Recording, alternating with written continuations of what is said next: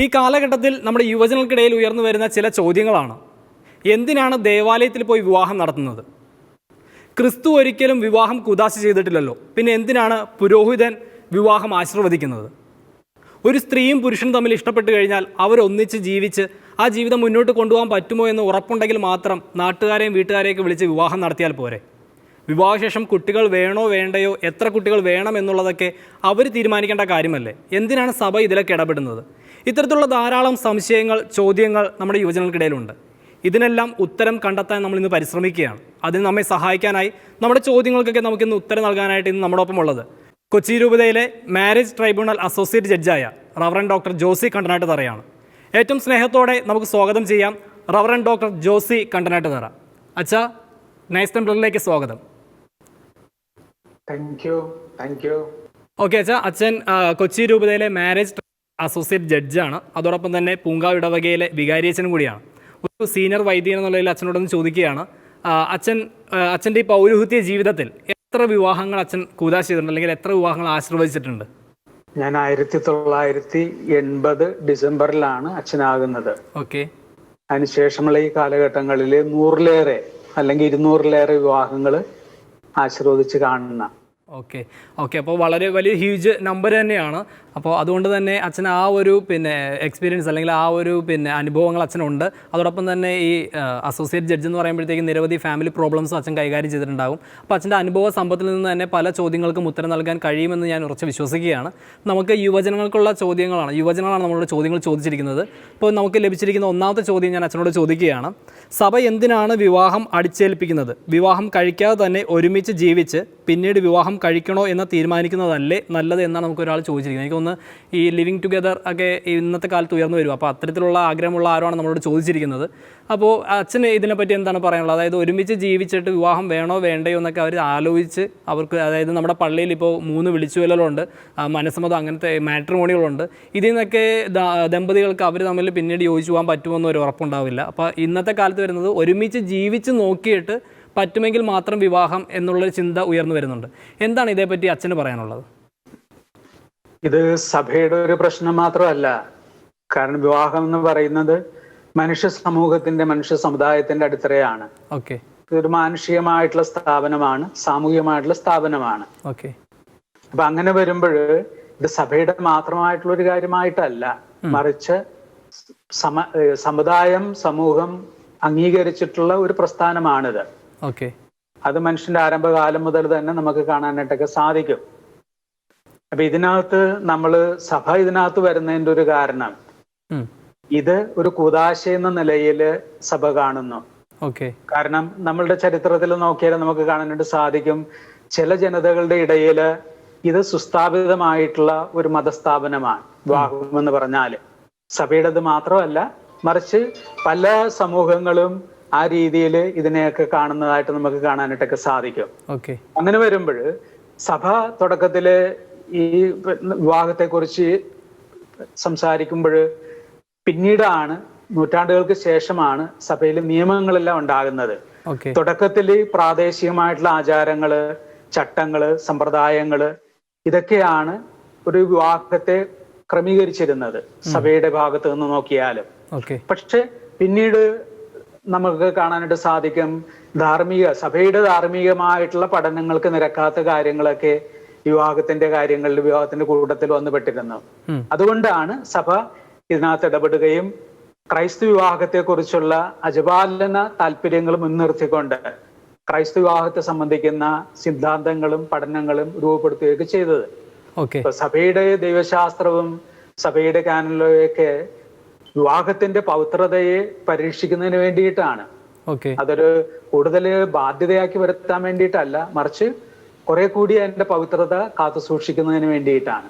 Okay. അപ്പോൾ ഇത് പറഞ്ഞുകൊണ്ട് അതിനോട് ഒരു കാര്യം ചോദിക്കുകയാണ്. അതായത് ഇപ്പോൾ ഈ ഇങ്ങനെ വിവാഹത്തിന് മുമ്പ് ഒരുമിച്ച് താമസിച്ച് അത് കഴിഞ്ഞിട്ട് നമ്മൾ വിവാഹമെന്ന് ചിന്തിക്കുന്നത്, അതപ്പോൾ സഭയുടെ കണ്ണിലൂടെ നോക്കുകയാണെന്നുണ്ടെങ്കിൽ പാപം അല്ലെങ്കിൽ തെറ്റ് എന്നുള്ള രീതിയിൽ കണക്കാക്കപ്പെടുമോ? തീർച്ചയായിട്ടും. കാരണം രണ്ടുപേര് ഒരുമിച്ച് താമസിക്കുക, ഒരുമിച്ച് ജീവിക്കുക എന്ന് പറഞ്ഞിട്ടുണ്ടെങ്കിൽ 6-ാം പ്രമാണത്തിന് വിരുദ്ധമാണ്, വ്യഭിചാരത്തിന് ഉള്ള ആ ഒരു രീതിയിലേക്കാണ് കാര്യങ്ങൾ പോകുന്നത്. നമ്മളിവിടെ കാണേണ്ടത് വിവാഹം എന്ന് പറയുന്നത് ഒരു ഉത്തരവാദിത്വമാണ്. ഈ ഉത്തരവാദിത്വത്തിൽ നിന്നാണ് അതിനകത്ത് നിന്ന് മക്കൾക്കുള്ള സുരക്ഷിതത്വം ഉറപ്പാക്കാനായിട്ടൊക്കെ സാധിക്കുക. ഓക്കെ. അപ്പൊ മക്കളുടെ സുരക്ഷിതത്വം, ഒരു സാമൂഹികമായുള്ള സുരക്ഷിതത്വം എല്ലാം ഒരു കുടുംബത്തിൽ ഉണ്ടാവണം.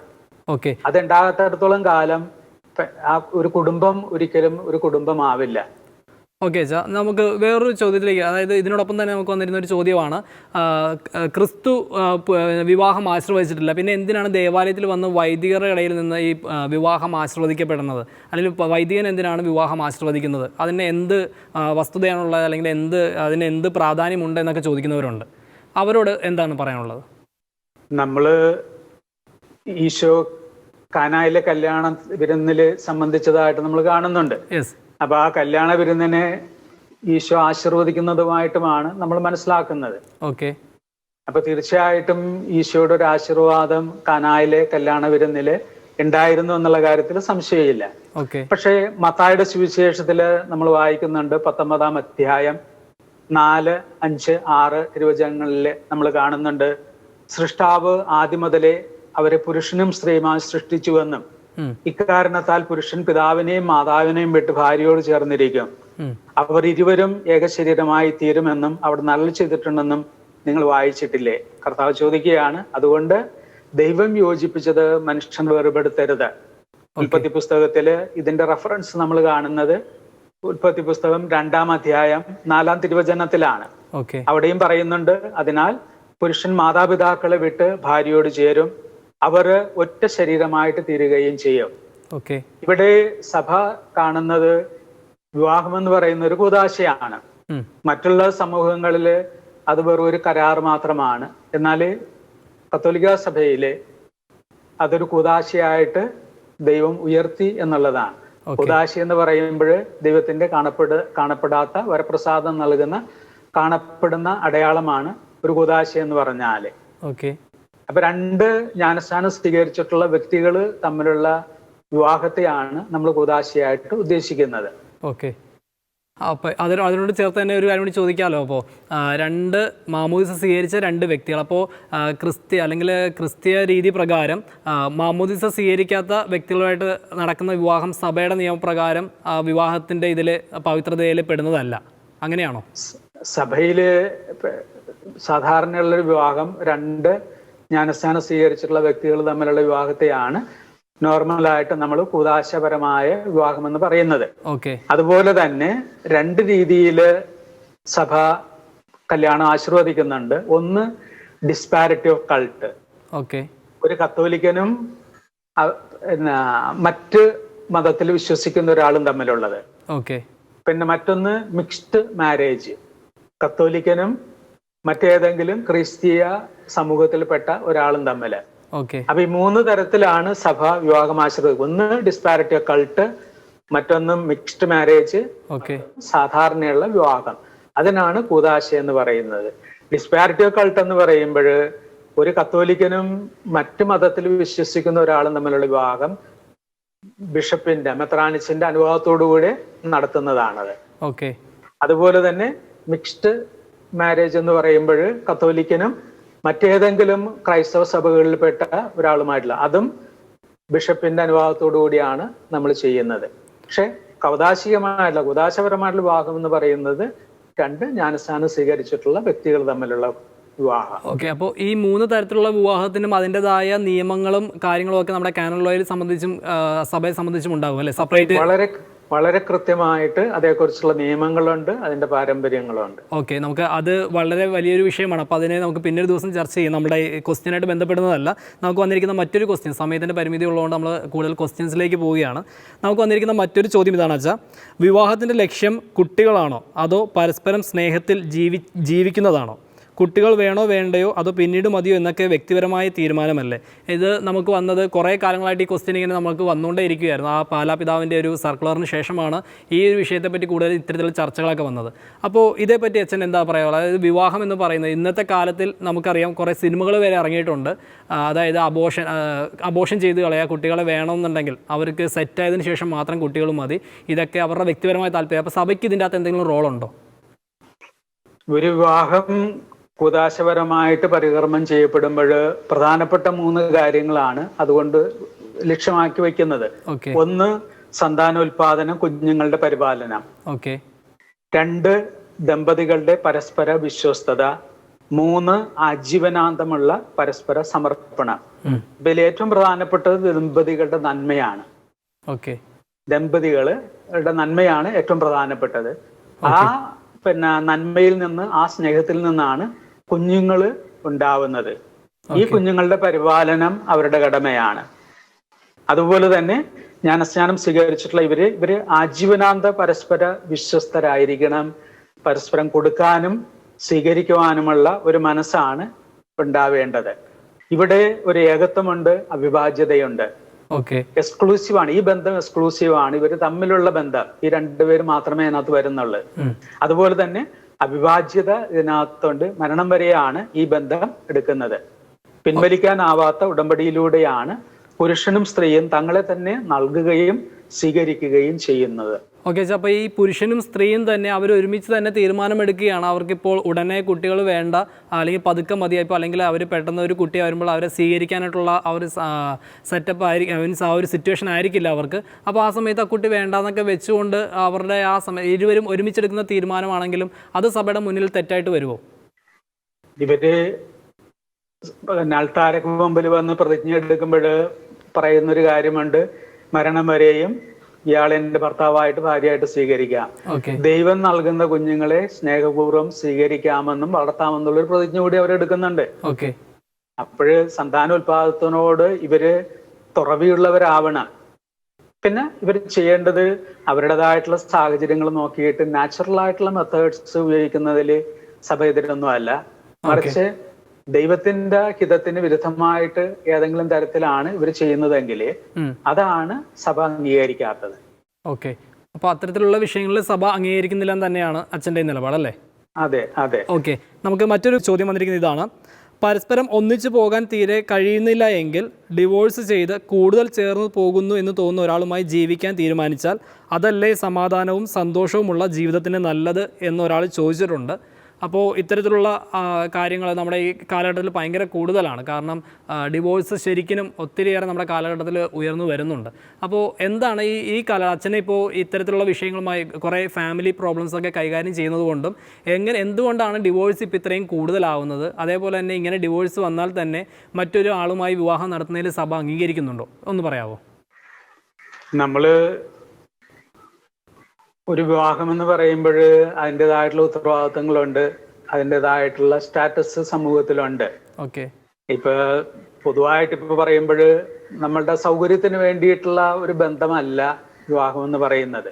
ക്രിസ്തു വിവാഹം എന്ന് പറയുമ്പോൾ സൗകര്യത്തിന് വേണ്ടിയിട്ടുള്ള ഒരു ബന്ധമല്ല, മറിച്ച് ജീവിതത്തിൽ സമ്പൂർണമായിട്ട് ഒരാൾക്ക് കൊടുക്കുക, തന്നെ ഒരാൾക്ക് കൊടുക്കുക, അതുപോലെ തന്നെ അയാൾ അതുപോലെ തന്നെ സമ്പൂർണമായിട്ട് സ്വീകരിക്കുക എന്നുള്ളതാണ്. അപ്പൊ ഒരാൾക്ക് തന്നെ ഒരാൾക്ക് കൊടുക്കുക, ഒരാൾ സമ്പൂർണ്ണമായിട്ട് സ്വീകരിക്കുക എന്ന് പറഞ്ഞാൽ അത്ര എളുപ്പമുള്ള ഒരു കാര്യമൊന്നുമല്ല. അതിൻ്റെതായിട്ടുള്ള ബാധ്യതകളുണ്ട്, അതിൻ്റെതായിട്ടുള്ള ബുദ്ധിമുട്ടുകളുണ്ട്. പക്ഷെ ഇപ്പൊ ആൾക്കാർ ആഗ്രഹിക്കുന്നത് മാരേജ് ഓഫ് കൺവീനിയൻസ്, സൗകര്യം പോലെ വേണമെങ്കിൽ ഒന്നിച്ച് ജീവിക്കാം, ഇല്ലെങ്കിൽ ടച്ചും പോകാം എന്നുള്ളത് വരുന്നത്. അങ്ങനെ വരുമ്പോൾ അതൊരു സമൂഹത്തെയാണ് ബാധിക്കുന്നത്. അതിനകത്തുനിന്നുണ്ടാകുന്ന മക്കൾക്ക് ഒരു സുരക്ഷിതത്വം ഉണ്ടാകാൻ പോകുന്നില്ല. അങ്ങനെ അല്ല, ബുദ്ധിമുട്ടുകളുണ്ട് എങ്കിൽ തന്നെയും നമ്മളത് മുന്നോട്ട് കൊണ്ടുപോകേണ്ടതാണ്. സഭയുടെ മുമ്പിൽ ഡൈവോഴ്സ്, യഥാർത്ഥത്തിൽ ഒരു കല്യാണം നടന്നു കഴിഞ്ഞിട്ടുണ്ടെങ്കിൽ അത് പിരിക്കാനാവില്ല, ജീവിതാന്ത്യം വരെയും അതുമായിട്ട് പോകണം. ഡൈവോഴ്സ് എന്ന് പറയുന്ന സഭയിൽ അംഗീകരിക്കുന്നില്ല. പിന്നെ ചില കാരണങ്ങൾ കൊണ്ട് ചില വിവാഹങ്ങള് അവാസ്തവമാകാം. അങ്ങനെയുള്ള അവാസ്തവമായിട്ടുള്ള വിവാഹത്തെയാണ് അനുൾമെന്റ് നടത്തിക്കൊണ്ട് ആ വിവാഹം വേർപെടുത്തുന്നത്. ആക്ച്വലായിട്ട് സംഭവിച്ചിട്ടുള്ള വിവാഹമാണെങ്കിൽ നമുക്ക് വേർപെടുത്താനാവില്ല. ഓക്കെ. അപ്പോൾ അത്തരത്തിൽ വേർപിരിഞ്ഞ ബന്ധമുണ്ടെങ്കിൽ, അങ്ങനെ വേർപിരിക്കുന്നുണ്ടെങ്കിൽ തുടർന്ന് അവർക്ക് വിവാഹം കഴിച്ചാൽ അവർ ദേവാലയത്തിൽ വെച്ച് തന്നെ കൂദാശപരമായി തന്നെ പുനർവിവാഹം ചെയ്യാൻ പറ്റുമോ? അപ്പൊ തീർച്ചയായിട്ടും നമ്മള് സിവിൽ ഡൈവോഴ്സ് കിട്ടിയതിന് ശേഷം നമ്മൾ അരമനയിൽ അനോൾമെന്റിനുള്ള അപേക്ഷകൾ കൊടുക്കണം. അതിനൊരു പ്രോസസ് ഉണ്ട്. ആ പ്രോസസ്സ് കഴിഞ്ഞിട്ട് നമ്മളുടെ കല്യാണം അനോൾ ചെയ്യപ്പെടും, അവാസ്തവമായിട്ട് പ്രഖ്യാപിക്കപ്പെടും. അതിനുശേഷം നമുക്ക് നടപടിക്രമങ്ങൾ പൂർത്തീകരിച്ചുകൊണ്ട് വീണ്ടും പള്ളിയിൽ വിവാഹം ആശീർവദിക്കാം. ഓക്കെ. അപ്പോൾ ഞാൻ അച്ഛൻ ഇത്തരത്തിലുള്ള കേസുകൾ കൂടുതൽ കൈകാര്യം ചെയ്തുകൊണ്ട് ചോദിക്കുകയാണ്, നമ്മുടെ ഈ കാലഘട്ടത്തിൽ ഇത്തരത്തിലുള്ള ഡിവോഴ്സ് കേസുകൾ വളരെ കൂടുതലാണോ? ഈവൻ ഞാൻ പറയണത് ഇപ്പോൾ നമ്മുടെ അച്ഛൻ കൈകാര്യം ചെയ്യുന്ന മേഖല ആയതുകൊണ്ട് ചോദിക്കുകയാണ്. അപ്പോൾ അത്തരത്തിലുള്ള കേസുകൾ നിങ്ങൾക്ക് കൂടുതലായിട്ട് വരുന്നുണ്ടോ? അത് ഈ കാലഘട്ടത്തിൽ കൂടുതലാവുന്നതിൻ്റെ കാരണം എന്താണെന്ന് ഇപ്പോൾ അവരുടെ സിറ്റുവേഷൻസൊക്കെ അച്ഛനോട് ഷെയർ ചെയ്യാറുണ്ടാവുമായിരിക്കുമല്ലോ. അപ്പോൾ എന്തുകൊണ്ടാണ് അത്തരത്തിലുള്ളൊരു കുടുംബങ്ങളിൽ ഇത്തരത്തിലുള്ളൊരു ഭിന്നതകൾ അല്ലെങ്കിൽ ഈ അകൽച്ചകൾ, ഈ പിന്നെ ഡിവോഴ്സൊക്കെ കൂടുന്നതിൻ്റെ കാരണം എന്താണെന്നൊന്ന് പറയാൻ പറ്റുമോ? മനോഭാവങ്ങളില് ഒത്തിരിയേറെ വ്യത്യാസങ്ങൾ വന്നിട്ടുണ്ട്. പണ്ട് കാലത്ത് ഭർത്താവ് എന്ന് പറയുമ്പോൾ കുടുംബത്തിന്റെ നാഥൻ എന്ന നിലയിൽ വന്നിരുന്ന ഭാര്യ അങ്ങർക്ക് പിന്നെ താഴെ എന്നുള്ള ഒരു ലെവലിലൊക്കെയാണ് ചിന്തിച്ചിരുന്നത്. ഇന്ന് അങ്ങനെയല്ല. പുരുഷനും സ്ത്രീയും സെയിം സ്റ്റാറ്റസ് ആണ്, ഒരു രീതിയിൽ കാണണം. അതുപോലെ തന്നെ സ്ത്രീയും ജോലിക്ക് പോയി തുടങ്ങി, അവൾക്കും ഫൈനാൻഷ്യൽ ആയിട്ടുള്ള ഒരു സെക്യൂരിറ്റി ഒക്കെ വരുന്നു. അപ്പൊ അങ്ങനെയുള്ള ആ ഒരു പിന്നെ സാഹചര്യത്തില് അവരുടെ ചിന്തകൾക്കും ഒക്കെ മാറ്റങ്ങളൊക്കെ വന്നിട്ടുണ്ട്. കുടുംബത്തില് ബുദ്ധിമുട്ടാണെങ്കിൽ, അല്ലെങ്കിൽ ഭർത്താവിന്റെ ഭാഗത്ത് നിന്ന് പീഡനങ്ങൾ ഉണ്ടാകുമ്പോൾ, അല്ലെങ്കിൽ മറ്റേതെങ്കിലും രീതിയിൽ ജീവിതം മുന്നോട്ട് കൊണ്ടുപോകാൻ വയ്യാതെയൊക്കെ വരുന്ന ഒരു സാഹചര്യത്തില് ഇതിനു വേണ്ടിയിട്ട് വിവാഹം വേർപിരിക്കാനായിട്ടുള്ള ഒരു ശ്രമങ്ങള് പിന്നെ പെണ്ണിന്റെ ഭാഗത്തു നിന്ന് കൂടുതലായിട്ട് കാണുന്നുണ്ട്. അതുപോലെ തന്നെ പുരുഷന്റെ ഭാഗത്തു നിന്നും അതൊക്കെ വരുന്നത് കാലഘട്ടത്തിന്റെ മാറ്റങ്ങൾക്കനുസരിച്ച്, ചിന്തകൾക്കനുസരിച്ചുണ്ടാകുന്ന വ്യതിയാനങ്ങളാണ്. അതുപോലെ തന്നെ ഇതിനകത്ത് പിന്നെ പെണ്ണിന്റെ വീട്ടുകാരുടെ ഇടപെടലുകള്, അല്ലെങ്കിൽ ചെക്കന്റെ ഭാഗത്തു നിന്നുള്ള വീട്ടുകാരുടെ ഇടപെടലുകള്, ഇതൊക്കെയാണ് കൂടുതൽ ഇങ്ങനെയുള്ള വിവാഹമോചനത്തിലേക്ക് ആൾക്കാരെയൊക്കെ എത്തിക്കുന്നത്. ഇത്തരത്തിൽ കഴമ്പുള്ള കാര്യങ്ങളല്ലാതെ ഇങ്ങനെ പിന്നെ അച്ഛൻ ഈ കാര്യങ്ങളൊക്കെ വിശദീകരിക്കുമ്പോൾ, അല്ലെങ്കിൽ കാര്യങ്ങളൊക്കെ കൂടുതൽ അന്വേഷിക്കുമ്പോഴത്തേക്കും നിസ്സാരമായ കാര്യങ്ങൾക്കായിരിക്കുമോ അതോ കൂടുതലും പ്രാധാന്യം അറിയിക്കുന്ന പ്രശ്നമുള്ള കാര്യങ്ങളാണോ ഇപ്പോൾ കൂടുതൽ കേസുകൾ ഇത്തരത്തിൽ വരുന്നത്? നിസ്സാര കാര്യമൊന്നും നമ്മൾ പറയും, പക്ഷേ ഓരോരുത്തർ അവരുടേതായ രീതിയിൽ കാര്യങ്ങൾ വിശദീകരിക്കുമ്പോൾ കരഞ്ഞ് പിന്നെ കണ്ണും മനസ്സും ഒക്കെ വലഞ്ഞൊക്കെ ആയിരിക്കും അവർ സംസാരിക്കുന്നത്.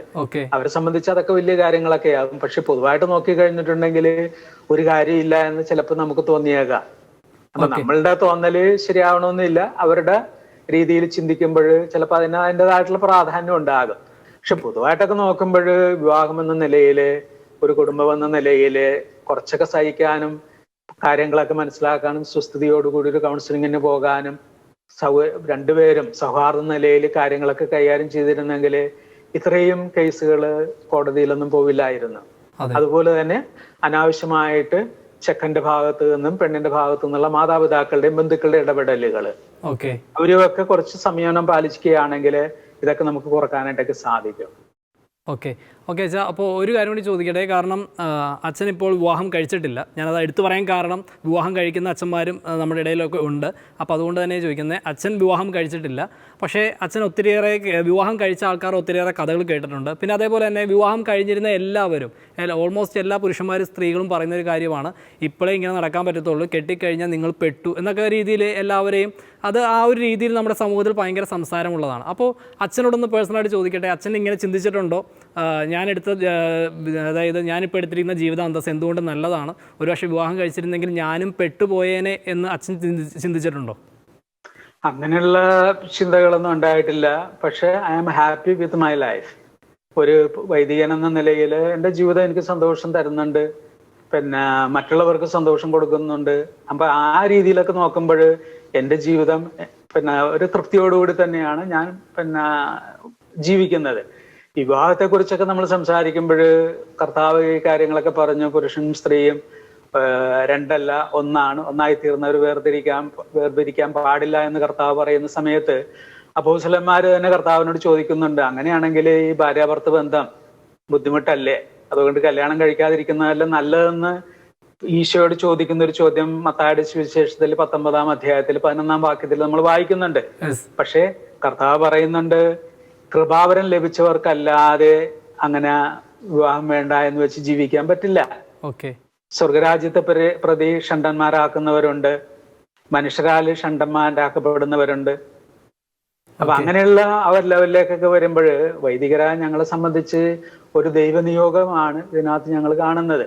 ഓക്കെ അതായത് നമ്മൾക്ക് ഇപ്പോൾ പുരുഷന്മാരെ അല്ലെങ്കിൽ സ്ത്രീകളെ സംബന്ധിച്ച് നോക്കുകയാണെങ്കിൽ വിവാഹം കഴിച്ചു കഴിഞ്ഞുള്ള ജീവിതം എന്ന് പറയുന്നത് ഭയങ്കര ഉത്തരവാദിത്തങ്ങളാണ്, പിന്നെ അതേപോലെ തന്നെ സാമ്പത്തിക ഭാരമാണ്, അതുമല്ലാതെ കുട്ടികളെ വളർത്തണം, ഭയങ്കര ഒരു സോഷ്യൽ കമ്മിറ്റ്മെൻറ്റും കാര്യങ്ങളൊക്കെ ഉള്ളതാണ്. അപ്പോൾ എന്തുകൊണ്ടും ഇന്നത്തെ കാലത്തിൽ കുറേ പേര് ചിന്തിക്കുന്നത് ഇതിനൊന്നും താല്പര്യമില്ല, ഒറ്റയ്ക്ക് ജീവിക്കുക, അല്ലെങ്കിൽ പിന്നെ ഒരു ജസ്റ്റ് ഒരു പാർട്ണർഷിപ്പ് പോലെ, മീൻസ് ഒരു സ്ത്രീയും പുരുഷനായിട്ട് ജീവിക്കുക, കുറച്ച് കഴിയുമ്പോഴത്തേക്കും ആ ബന്ധം വിട്ട് വേറെ ഇതിലേക്ക് പോവുക, ഒരു യൂറോപ്യൻ കൾച്ചർ നമ്മുടെ ഇടയിൽ വരുന്നുണ്ട്. അപ്പോൾ അവർക്ക് ഈ ഒരു കമ്മിറ്റ്മെൻറ്റ്സിനോടും അല്ലെങ്കിൽ ഒരു സോഷ്യൽ റെസ്പോൺസിബിലിറ്റിയോടൊന്നും വലിയ താല്പര്യമില്ല. കുട്ടികളെ വളർത്തുകയോ അല്ലെങ്കിൽ ഒരു ഫാമിലിയായിട്ട് ജീവിക്കുക, അല്ലെങ്കിൽ ഏറ്റവും പ്രത്യേകിച്ച് ഇപ്പോൾ ഭർത്താവിൻ്റെ വീട്ടുകാരെ അവർക്ക് കീഴ്വഴങ്ങി ജീവിക്കുക, അല്ലെങ്കിൽ ഭർത്താവാണെങ്കിൽ ഭാര്യയുടെ വീട്ടുകാരെ മാനിക്കുക, അത്തരത്തിലുള്ള രീതികളൊന്നും ഇപ്പോൾ ആൾക്കാർക്ക് താല്പര്യമില്ല. ഇപ്പോൾ രണ്ടുപേരും ഒന്നിച്ച് ചേർന്ന് ജീവിക്കുക, അവരുടെ കാര്യങ്ങൾ നോക്കുക, ആ ഒരു കൾച്ചറിലേക്ക് പോവുകയാണ്. അതിനെപ്പറ്റി അച്ഛൻ എന്താണ് പറയാനുള്ളത്? ഇത് മനുഷ്യകുലത്തിന്റെ അവസാനത്തിലേക്കാണ് പോകുന്നത് ആ രീതിയിലൊക്കെ ജീവിച്ചു കഴിഞ്ഞാല്. കാരണം നമ്മൾ ലോകത്തിലേക്ക് വരുമ്പോൾ നമ്മൾ ഈ കാര്യങ്ങളൊന്നും ഈ ലോകത്തിലുള്ള കാര്യങ്ങളുമായിട്ടൊന്നും അല്ല വരുന്നത്. ഇപ്പൊ ഞാനിരിക്കുന്ന കസേരയും ഞാനിപ്പോ ഉപയോഗിക്കുന്ന ഈ പിന്നെ നവമാധ്യമം എല്ലാം മറ്റുള്ളവർ കണ്ടുപിടിച്ചിട്ടുള്ള മറ്റുള്ളവരുടെ സംഭാവനകളാണ്. അപ്പൊ ഈ സമൂഹത്തിലേക്ക് എനിക്കും സംഭാവനകൾ കൊടുക്കേണ്ടതായിട്ടുണ്ട്. അപ്പൊ ഈ സമൂഹത്തെ ഇതുപോലെ ഇതിനേക്കാളും പിന്നെ ഒരു നല്ലൊരു സമൂഹമായിട്ട് മാറ്റാനായിട്ടുള്ള ഉത്തരവാദിത്വം ഓരോരുത്തർക്കുമുണ്ട്. അല്ല എന്റെ സ്വാർത്ഥത വെച്ചിട്ട് ഇത് വേണ്ട അത് വേണ്ട, പിന്നെ സ്വാർത്ഥത ആ രീതിയിൽ ജീവിച്ചു കഴിഞ്ഞിട്ടുണ്ടെങ്കിൽ സമൂഹം ഉണ്ടാവില്ല. അപ്പൊ ഒരു സമൂഹത്തെ സമൂഹമാക്കി വളർത്തിക്കൊണ്ടുവരുന്നത് ആ സമൂഹത്തിലുള്ളവർക്ക് ഈ സമൂഹത്തോടുള്ള കമ്മിറ്റ്മെന്റ് ആണ്, ഉത്തരവാദിത്വമാണ്. ആ ഉത്തരവാദിത്വം എല്ലാവരും എടുക്കണം. സ്വന്തം സന്തോഷവും സുഖവും മാത്രമല്ല, മറിച്ച് സമൂഹത്തിന്റെ വളർച്ചയ്ക്ക് പിന്നെ ഉതകുന്ന രീതിയിൽ കാര്യങ്ങൾ എടുക്കണം. വിവാഹം എന്ന് പറയുന്നത് ഉത്തരവാദിത്വമുണ്ട്, അതിൻ്റെതായിട്ടുള്ള കെട്ടുറപ്പുണ്ട്, അതിൻ്റെതായിട്ടുള്ള സന്തോഷമുണ്ട്. എങ്കിൽ മാത്രമേ ഈ സമൂഹം ഇതുപോലെ നിലനിൽക്കുകയുള്ളൂ. ഇപ്പൊ ഈ കഴിഞ്ഞിടക്ക് തന്നെ നമ്മൾ പത്രങ്ങളിലൊക്കെ വായിച്ചതാണ്, ചൈനയില് കുട്ടികൾ വേണ്ട എന്നുള്ളൊരു കാലഘട്ടം ഉണ്ടായിരുന്നു, ഒരു കുട്ടി മതി എന്നുള്ളൊരു കാലഘട്ടം ഉണ്ടായിരുന്നു, 2 മതി എന്നുള്ളതുകൊണ്ട് ഇപ്പൊ അവര് പറയുന്നത് മിനിമം 3 വേണം.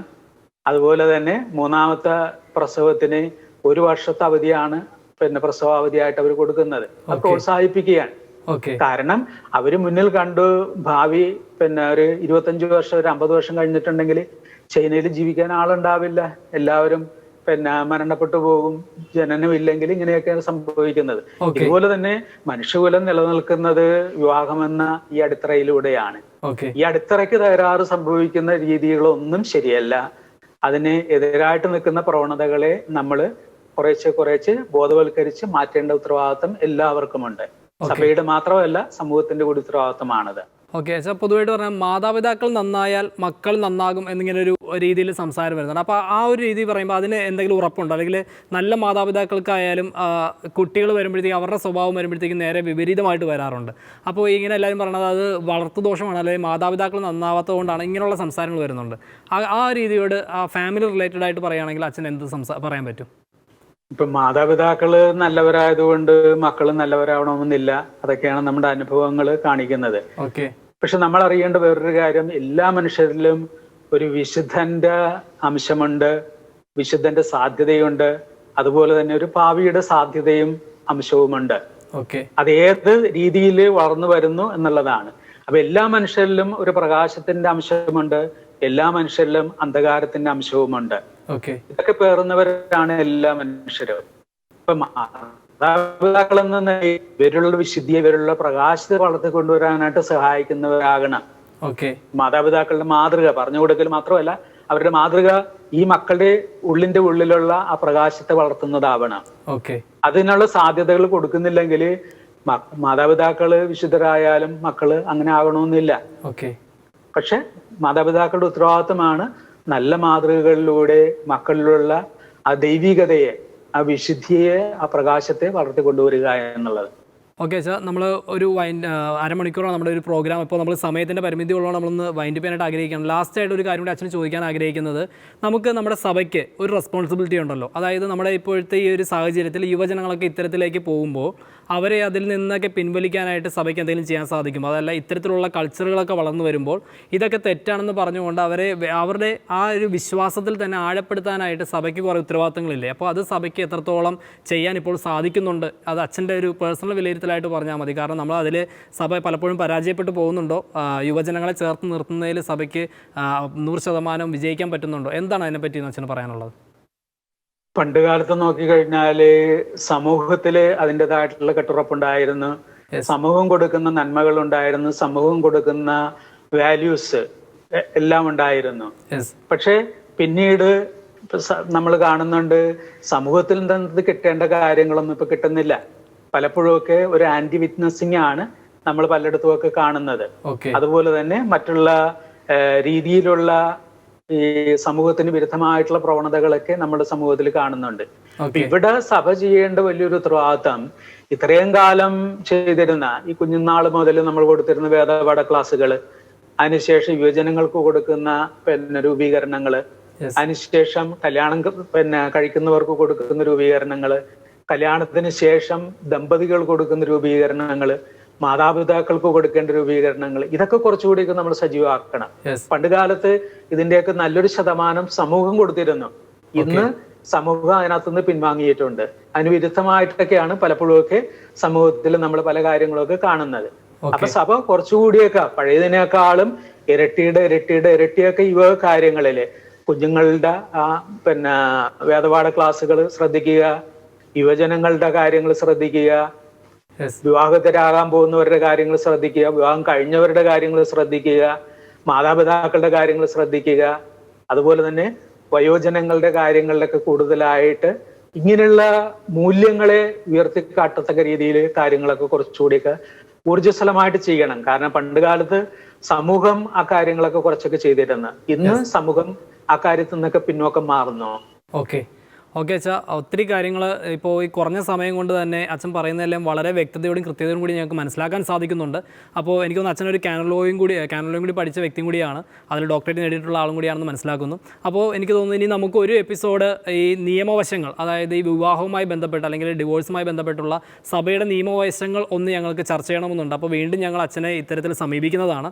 എന്നിരുന്നാലും അച്ഛൻ്റെ വിലപ്പെട്ട സമയം, ഒരു ഇടവകയുടെ വികാരിയാണ്, അതോടൊപ്പം തന്നെ രൂപതയുടെയും കാര്യങ്ങളൊക്കെ അച്ഛൻ ചെയ്തുകൊണ്ടിരിക്കുകയാണ്. അപ്പോൾ അത്രയും തിരക്കുള്ള ആ സമയത്തും നമ്മൾ ഈ പ്രോഗ്രാമിൽ പങ്കെടുത്ത് ഒരു അരമണിക്കൂർ ഞങ്ങളോടൊപ്പം സ്പെൻഡ് ചെയ്തതിന് പ്രത്യേകിച്ച് ഒത്തിരി നന്ദി പറയുകയാണ്. വീണ്ടും അച്ഛൻ്റെ സഹകരണം ഞങ്ങൾ പ്രതീക്ഷിക്കുകയും ചെയ്യുന്നു.